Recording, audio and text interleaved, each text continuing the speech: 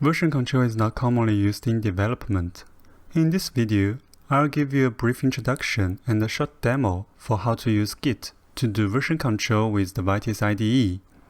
I'm Ricky Su from Xilinx. Please press like button and subscribe this channel if you like this video. We will post more developer-facing videos in this channel. Git is the most commonly used version control tool nowadays. Vitis IDE has a built-in plugin to help you manage files for version control in local repositories or remote repositories. The key concept to version control the Vitis project is to understand the differences between the workspace and the working directory. When launching the Vitis IDE, it will prompt a dialog to ask for workspace.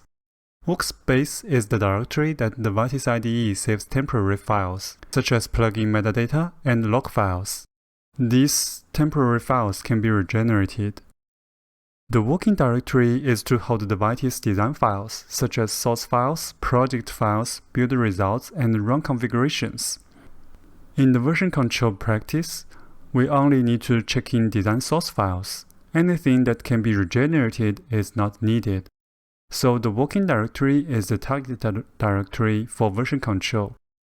If we set the working directory and workspace into different directories, we can easily skip the workspace files. Since the Vitis IDE generates build files in separated directories, we can finally filter out the source files for version control. Let's take a look at an example.